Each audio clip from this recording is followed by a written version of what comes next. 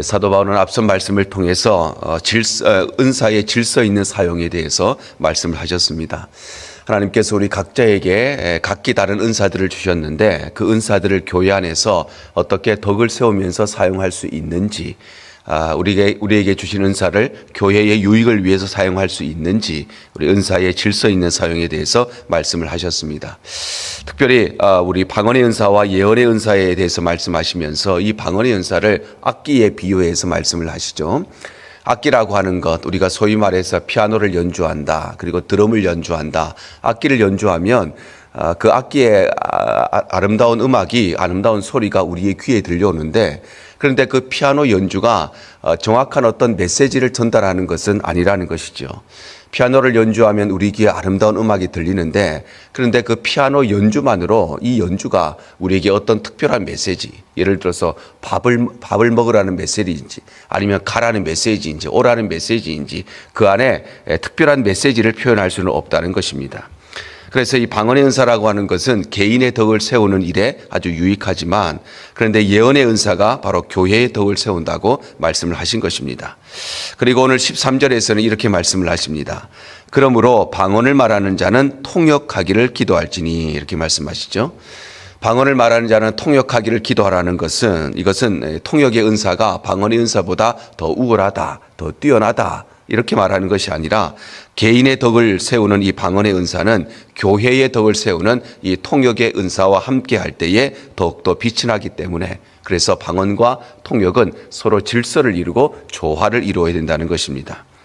그래서 오늘 본문의 말씀은 이 두 가지의 은사가 왜 서로 질서를 이루되고 또 조화를 이루어야 되는가, 그 이유를 설명하시면서 성숙한 신앙인과 성숙한 공동체는 어떤 모습인지를 우리에게 말씀을 하십니다. 방언의 은사와 통역의 은사가 질서와 조화를 이루어야 되는 첫 번째 이유는 우리의 신앙이 전인격적인 것이기 때문입니다. 오늘 14절과 15절이 이렇게 말씀을 하죠. 내가 만일 방언으로 기도하면 나의 영이 기도하거니와 나의 마음은 열매를 맺지 못하리라.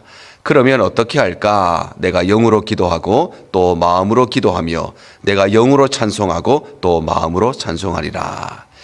여기에 영과 마음이 나옵니다. 영이라고 하는 것은 우리 인간의 구성 요소인 영혼을 말하는 것이고, 그리고 마음이라고 하는 것은 우리 인간의 활동 요소인 우리의 생각과 감정을 총칭하는 것입니다. 하나님께서 우리 인간을 만드실 때에 흙으로 우리의 육체를 만드시고, 그리고 그 코에 생기를 불어넣으셔서 우리 인간은 영혼과 육체로 구성되어 있습니다. 그리고 이 영혼과 육체를 가지고 스스로 생각하고 스스로 느끼고 스스로 행동하는 인격적인 존재로 창조가 된 것입니다. 그래서 우리 인간은 영혼과 육체라고 하는 이 두 가지 구성 요소를 가지고 지성적이고 또 감성적이고 또 의지적으로 행동하는 지정의의 활동을 하는 존재로 만들어진 것입니다. 그래서 오늘 본문에서 나오는 영이라고 하는 것은 육체와 더불어서 우리 인간을 구성하고 있는 요소이고, 그리고 마음이라고 하는 것은 우리가 영혼과 육체라고 하는 구성 요소를 가지고 우리가 지정의의 활동을 하는 것 중에 우리의 모든 활동을 총칭하는 것이 바로 여기에 나오는 마음이라고 하는 것입니다. 그런데 바울은 오늘 말씀하시기를 내가 방언으로 기도하면 나의 영이 기도하는데, 그런데 나의 마음은 열매를 맺지 못한다, 이렇게 말씀하시죠. 이것은 방언이 가지고 있는 어떤 한계를 말하거나 또는 방언에 제한된 속성을 말하는 것이 아니라 우리의 영혼과 마음이 서로 구분된다는 것을 의미하는 것입니다.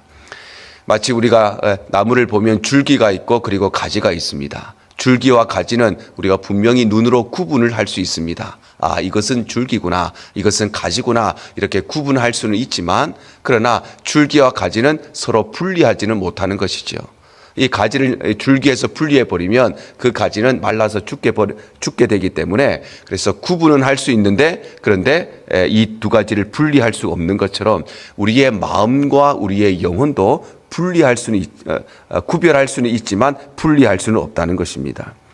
마음이 무엇이냐 하면 우리의 영혼의 좌소입니다. 마음은 우리 영혼을 담고 있는 그릇입니다. 그리고 영혼은 우리의 마음에 담겨져 있는 보석과도 같은 것입니다. 그래서 이 두 가지는 분명히 구분할 수 있지만 그러나 분리할 수는 없다, 이렇게 말씀하시면서, 그래서 방언으로 기도한다는 것은 내가 분명히 영으로 기도하는 것인데, 그런데 이 방언 기도가 반드시 우리의 생각이나 우리의 마음이나 우리의 삶에 영향력을 끼치는 것은 아니라는 것입니다. 믿음이 좋은 사람과 덕을 세우는 사람이 좀 다르지요. 믿음이 좋은 사람인데 덕을 끼치지 못하는 사람이 있습니다. 신앙이 좋은 사람인데 어딜 가든지 사람들하고 자꾸 다툼이 일어나고, 그 사람은 참 믿음은 좋은데 어디를 가면 사람들과 잘 어울리지 못하고 교회에 덕을 세우지 못하는 그런 사람이 있습니다. 왜냐하면 우리의 영혼과 우리의 마음이라고 하는 것은 서로 다른 것이기 때문에, 서로 구분되어 있기 때문입니다. 그런데 우리 인간은 영혼과 육체라고 하지 않은 이 두 가지의 구성 요소를 통해서 지정의의 활동을 하는 그런 인격적인 존재이기 때문에, 그래서 우리의 신앙 역시도 우리의 영혼과 육체는 물론이고 우리의 생각과 마음과 우리의 행동까지 모두 포함하는 전인격적인 것이 바로 우리의 신앙입니다. 그래서 예수님께서도 이렇게 말씀을 하시죠. 누가복음 10장 27절 상반절입니다. 대답하여 이르되 내 마음을 다하며 목숨을 다하며 힘을 다하며 뜻을 다하여 주 너의 하나님을 사랑하고, 이렇게 말씀하십니다. 이 말은 우리의 신앙은 단순히 영적인 것, 우리의 영혼과만 관련이 있는 것이 아니라 우리의 신앙은 우리의 목숨과 우리의 힘과 우리의 뜻과 우리의 모든 삶과 연결되어 있다는 것입니다. 그러니 우리의 신앙이 성장한다는 것, 우리의 신앙이 변화된다는 것은 단순히 우리가 영혼만 건강해지는 것이 아니라 내 삶이 바뀌고 우리의 언어가 바뀌고 우리의 마음이 바뀌고, 어디 가서 늘 다투던 사람이 어디 가서 늘 화합을 이루고, 그것이 우리의 신앙이 성숙하는 것이지, 내가 영적으로만 성숙한다고 해서, 그런데 내 삶은 여전히 그대로이고 덕을 세우지 못하는 사람이 늘 덕을 세우지 못하고 다투는 사람이 늘 다투고 있으면 그것은 진정한 의미에서, 본질적인 의미에서 신앙의 성숙이라고 말할 수가 없다는 것입니다. 그래서 오늘 바울 사도도 영으로 기도할 뿐만 아니라 마음으로 기도하고 영으로 찬송할 뿐만 아니라 마음으로 찬송한다, 이렇게 말씀하시죠. 바로 우리의 신앙이라고 하는 것은 우리의 영혼뿐만 아니라 우리의 마음까지, 우리의 삶까지, 우리의 언어까지, 우리의 모든 전인격을 총괄하는 것이 바로 우리의 신앙이기 때문입니다. 이처럼 방언의 은사와 통역의 은사도 서로 질서를 이루고 조화를 이루어야 되는 이유는 우리 인간은 영혼과 육체를 가지고 지정의의 활동을 하는 전인격적인 존재이기 때문에, 그래서 우리의 신앙도 단순히 우리의 영혼뿐만 아니라 우리의 모든 삶과 연결되어 있기 때문입니다. 그러므로 영으로 기도하는 것이기는 하지만, 그러나 그 뜻을 우리가 알 수 없는 방언의 은사는 그것을 육신의 귀로 알아듣고 또 마음으로 깨달을 수 있는 통역의 은사와 함께 조화를 이루고 질서를 이룰 때에 우리 개인의 믿음뿐만 아니라 교회의 덕을 세우고 또 공동체의 은혜를 끼치는 귀한 은사로 사용될 수 있는 것입니다. 두 번째로 이 두 가지 은사가 조화를 이루어야 되는 것은 우리의 신앙이 공동체적인 것이기 때문입니다. 오늘 16절과 17절이 이렇게 말씀을 하십니다. 그렇지 아니하면 내가 영으로 축복할 때에 알지 못하는 처지에 있는 자가 내가 무슨 말을 하는지 알지 못하고 내 감사에 어찌 아멘하리요. 너는 감사를 잘하였으나 그러나 다른 사람은 덕세움을 받지 못하리라. 자, 여기에서 영으로 축복한다고 하는 것은 방언으로 기도한다는 것이고, 알지 못하는 처지에 있는 사람이라고 하는 것은 방언의 은사에 대해서 잘 모르는 사람, 방언이 무엇인지 잘 들어보지도 못한, 믿음의 뿌리가 깊지 못한 사람, 미성숙한 사람을 말하는 것입니다. 하나님께서는 이 세상을 창조하실 때에 이 땅의 모든 피조 세계를 서로 돕고 서로 섬기는 공동체적인 존재로 만드셨습니다. 그래서 빛과 어둠이 함께 공존하며 살도록 만드시고, 하늘과 땅이 함께 살아가고 낮과 밤이 함께 살아가고 식물과 동물이 서로 돕고 섬기고 살도록, 사람과 대자연이 어우러져 살도록 만드셨습니다. 가정도 마찬가지지요. 남편 혼자, 아내 혼자 가정을 이루고 살도록 만드신 것이 아니라 남편과 아내가 서로 돕고 서로 사랑하는 공동체로 만드시고, 교회 역시도 우리가 혼자서 예수 믿고 구원받으면 그것도 우리의 신앙인데 왜 공동체를 만드셔서 함께 신앙생활을 하게 하셨느냐? 서로 돕고 서로 섬기는 것이 하나님의 창조 원리이기 때문입니다. 왜냐하면 온 세상을 만드신 하나님께서 성부와 성자와 성령이라고 하는 삼위일체 공동체로 존재하시기 때문에, 그래서 이 땅의 모든 피조세계도 공동체로 만드시고, 그래서 모든 인간도 함께 더불어 살아가는 사회적 존재로 만드신 것입니다. 그런데 오늘 바울이 말씀하시기를 누군가가 영으로 축복할 때에, 즉 방언으로 기도할 때에 알지 못하는 처지에 있는 사람, 즉 방언에 대해서 잘 알지 못하는, 신앙이 깊지 못하는 사람들은 그 방언이 무슨 말인지 잘 모를 뿐만 아니라, 그리고 그 기도에 아멘하지 못하는, 즉 그 기도에 동참하거나 화답할 수가 없다는 것입니다.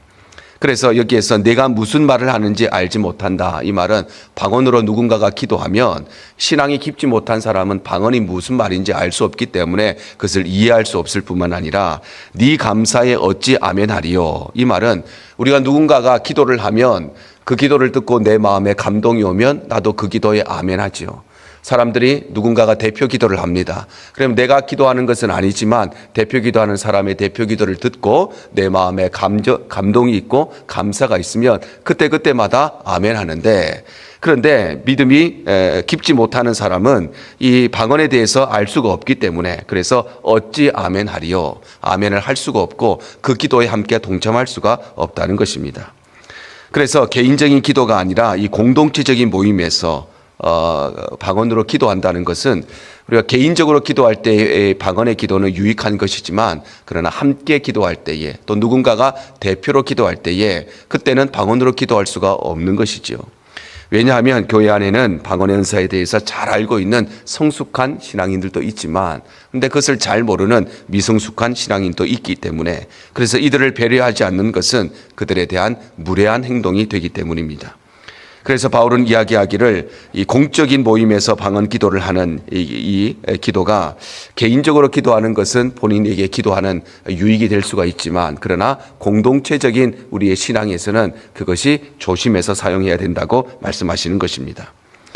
그러나 우리 인간은 공동체로 존재하시는 하나님의 존재 양식을 따라서 우리의 가정도 마찬가지고 교회도 마찬가지고 사회도 마찬가지고 서로 섬기고 서로 사랑하는 공동체로 지음을 받았습니다. 그래서 성숙한 사람, 성숙한 신앙인은 어떤 사람인가? 개인의 덕을 세우는 것이 아니라 교회의 덕을 세우고 자신의 유익이 아니라 공동체의 유익을 추구하는 사람이 성숙한 신앙인인 것입니다. 그래서 예수님께서도 이렇게 말씀하시죠. 요한복음 13장 34절과 35절입니다. 새 계명을 너희에게 주노니 서로 사랑하라. 내가 너희를 사랑한 것 같이 너희도 서로 사랑하라. 너희가 서로 사랑하면 이로써 모든 사람이 너희가 내 제자인 줄 알리라. 성숙한 신앙인이 누구이냐? 성숙한 신앙은 남들이 받지 못한 대단한 은사를 받은 사람이 성숙한 신앙인이 아니고, 성숙한 신앙인은 서로 사랑하는 사람, 서로 사랑하는 영적인 공동체를 이루어가는 사람이 성숙한 신앙인이라는 것입니다. 그래서 우리의 신앙이 성숙한다는 것, 우리의 믿음이 성장한다는 것은 남들에게 없는 특별한 은사를 받는다는 것이 아니라, 개인의 덕이 아니라 공동체의 덕을 세우는 것, 나의 유익이 아니라 공동체의 유익을 위해서 헌신하는 것이 바로 우리의 신앙이 성장하고 성숙하는 것입니다. 우리는 흔히 누군가가 방언의 은사를 하고 또 방언의 은사를 받았는데 여러 종류의 방언의 은사를 받은 사람, 또는 통역의 은사를 받은 사람, 이런 신비한 은사를 받으면 그 사람 믿음 좋은 사람, 그 사람 신앙 좋은 사람, 그렇게 생각할 수 있지만, 그것보다 더 위대한 신앙인은 그런 은사 안 받아도 하나님의 교회의 공동체의 유익을 위해서 헌신하는 사람이, 그런 신비한 은혜를 받았지만, 그런 은사를 받았지만 개인의 덕만 추구하는 사람보다 훨씬 더 믿음 있고 신앙 있는 사람이라고 말씀하시는 것입니다.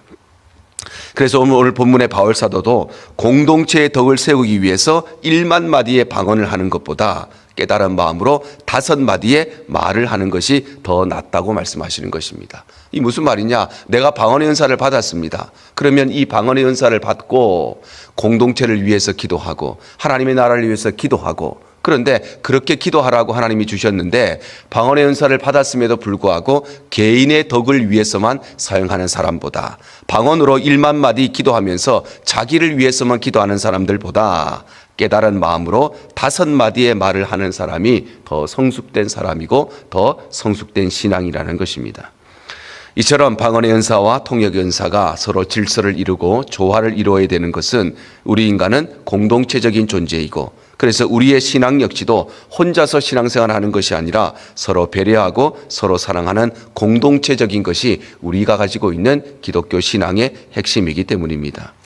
그러므로 개인적인 면에서 이 방언의 은사는 아주 유익할 수 있지만 그러나 공동체적인 면에서는 이것을 지혜롭게 사용해야 되기 때문에 그래서 방언의 은사와 통역의 은사는 질서를 이루고 조화를 이룰 때에 우리 개인의 유익뿐만 아니라 또 공동체의 유익을 위해서 사용되는 아주 귀한 은사로 사용될 수 있는 것입니다.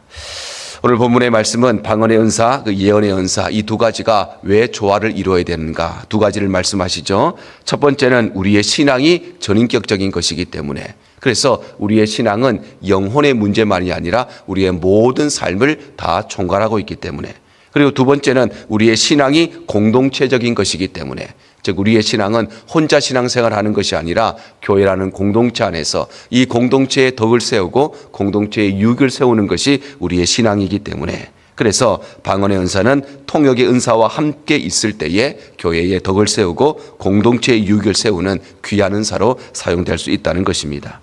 오늘 우리 대형의 모든 성도들이 오늘 이 말씀 기억하시고 우리 각자에게 하나님께서 각기 다른 은사들을 주셨습니다. 그래서 이 은사는 나의 자랑거리가 아니라 나의 덕을 세우기 위한 것이 아니라 우리에게 주신 은사, 우리가 방언의 은사를 받았든지 통역의 은사를 받았든지 사랑의 은사를 받았든지 구제의 은사를 받았든지 어떤 은사든지 그것은 나를 위한 것이 아니라 교회를 세우기 위한 교회의 덕을 세우기 위한 은사임을 기억하고 이 모든 은사들을 통해서 우리의 믿음이 성장하고 교회를 성장시키는 귀한 우리의 삶이 되시기를 주님 이름으로 축복합니다.